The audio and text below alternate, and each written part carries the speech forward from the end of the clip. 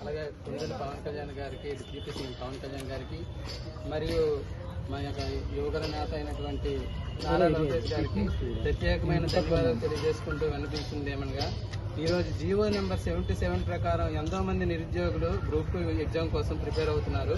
ఆ GO number 77 ప్రకారం reservations అనేవి అందరికీ ప్రత్యేకంగా కేటాయించబడలేదు. ఆ జీవో నెంబర్ 77లో ఏ విధంగా ఉన్నాయో అట్టి విధంగా ప్రకటించినట్టయితే మా అందరికీ బాగుండు, కానీ అది ఫాలో అవ్వలేదు.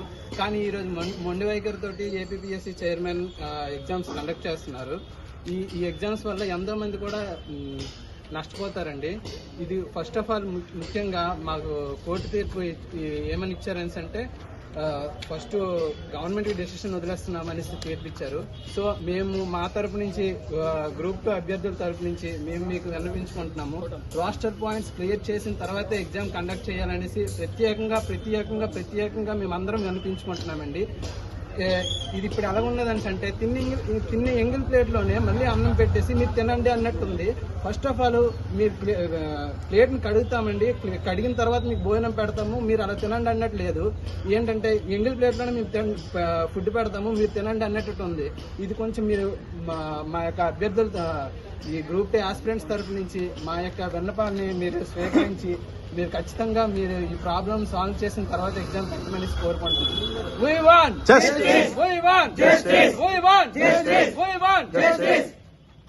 ముఖ్యమంత్రి గారికి, డిప్యూటీ సీఎం పవన్ కుమార్ గారికి, అదేవిధంగా యువనేత లోకేష్ గారికి మేము విన్నవించే అంశం ఏమిటంటే, నోటిఫికేషన్ గ్రూప్ 2 నోటిఫికేషన్ ఇచ్చారండి.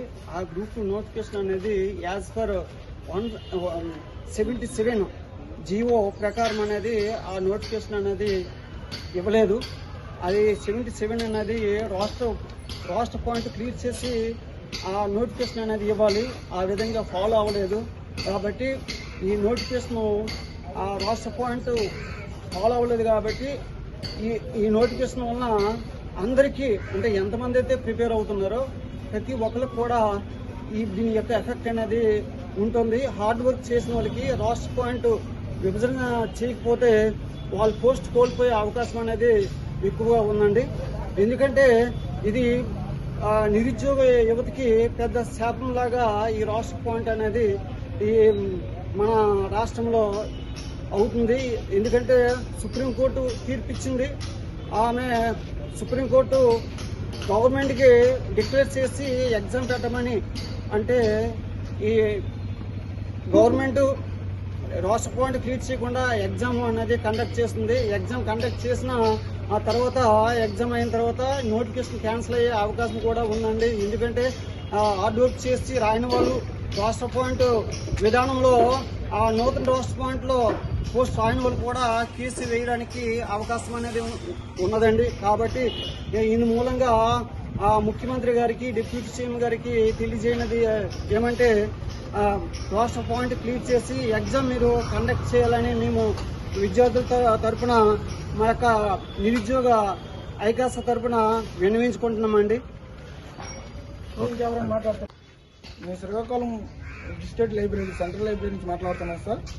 ఇక్కడ గౌరవనీయులైన చంద్రబాబు నాయుడు గారికి, అలాగే డిప్యూటీ సీఎం అయినటువంటి పవన్ కళ్యాణ్ గారికి, అలాగే యువనేత అయినటువంటి లోకేష్ గారికి మా యొక్క విద్యార్థుల తరఫున ధన్యవాదాలు తెలియజేస్తాము సార్. ఇక్కడ ఏమిటంటే, రాస్టర్ పాయింట్ క్లియర్ చేయకుండా ఎగ్జామ్ పెట్టినట్లయితే మాకు కొత్తగా ప్రిపేర్ అయిన వాళ్ళకి చాలా ఇబ్బందులు వస్తాయి సార్. ఇది కోర్టులో ప్రిలిమ్స్ ఎగ్జామ్కి ముందే వేయడం జరిగింది. 77 జీవో ప్రకారము ఈ రాస్టర్ పాయింట్ ఇవ్వలేదు. కాబట్టి మీరు మాకు కొత్తగా ప్రిపేర్ అయిన వాళ్ళు చాలా సంవత్సరాలు బట్టి చదువుతున్నాం సార్. ఇక్కడ చదువుతున్నందు వలన మళ్ళీ పాత వాళ్ళు కూడా పాత జీవో ప్రకారం కూడా వాళ్ళకు కూడా కేసు వేయవలసి వస్తుంది.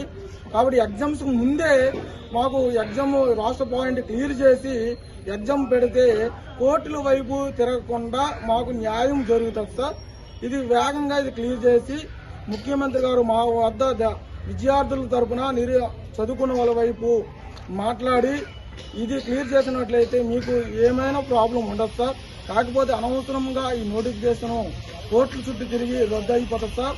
చాలా మంది విద్యార్థులు చాలా మంది చదువుకునే ఆశలతో ఉద్యోగాల కోసం ప్రిపేర్ అవుతున్నందువలన తల్లిదండ్రులు చదివించి కొడుకులు కుమారులు బాగుపడతారని చదివించి చాలా ఎక్కువ అమౌంట్ ఖర్చు చేస్తున్నారు సార్. ఈ ఖర్చు వృధా వేస్ట్గా జాబ్ రాకుండా పోతుంది సార్. అందువల్ల మీరు దయచేసి రాష్ట్ర పాయింట్ క్లియర్ చేసి ఎగ్జామ్ పెట్టినట్లయితే మాలాంటి విద్యార్థులందరూ కూడా సేఫ్గా జాబ్ వస్తుంది సార్. దీనికి మీ యొక్క అభిప్రాయం మాకు తెలియజేయాలి సార్. ఎందుకంటే ఎల్లుండే ఎగ్జాము ఏపీపీఎస్ చైర్మన్ గారు ముందు వైఖరిగా పెట్టేస్తున్నారు. అది చాలా దురదృష్టకరం సార్. అది ఒకవేళ పెట్టినా అది చాలా కోర్టుల వైపు మళ్ళీ రాని వాళ్ళు రాష్ట్ర పాయింట్ లేని వాళ్ళు కూడా చాలా మంది కేసులు వేయడం జరుగుతుంది. అలాగే మొన్న జార్ఖండ్ ప్రభుత్వము చాలా సంవత్సరాలు బట్టి ఉద్యోగాలు రాష్ట్ర పాయింట్ తప్పు వల్ల ఉద్యోగాలు ఇవ్వడం వలన కూడా తిరిగి బ్యాక్ చేయడం చేస్తారు సార్. అలాగే మన పంజాబ్లో అలాగే రాష్ట్ర పాయింట్ వల్ల కేసు అయ్యింది. అలాగే సుప్రీంకోర్టు మార్గదర్శకాల వల్ల రాష్ట్ర పాయింట్ క్లియర్ వల్లే ప్రతి నోటిఫికేషన్ ఇవ్వాలని కూడా డైరెక్ట్గా చెప్పింది. అది ఇక్కడితోనే ఆగేస్తారు. ఇది సుప్రీంకోర్టు వరకు కూడా వెళ్ళిపోవాల్సి వస్తుంది. మొత్తం నోటిఫికేషన్ రద్దు అయిపోతుంది. అప్పుడు అందుకే మీకు ఉద్యోగం ఇమ్మని మేము చెప్పడం లేదు సార్. ఇప్పుడు ఎగ్జామ్ రాష్ట్ర పాయింట్ క్లియర్ చేసి ఎగ్జామ్ ఒక 1 month 2 months మీరు 15 రోజులు కాదు 10 రోజులు కాదు నెల రోజుల్లో కూడా మీరు అది క్లియర్ చేసుకుని మా వల్ల తప్పు ఏముండదు సార్. రాష్ట్ర పాయింట్ క్లియర్ చేసి మాలాంటి విద్యార్థుల యొక్క జీవితాలు బాగుంటాయి సార్. దీన్ని మీ వద్ద మీరు దయచేసి మా గురించి ఆలోచించి చేయవలసిందిగా కోరుతున్నాం సార్.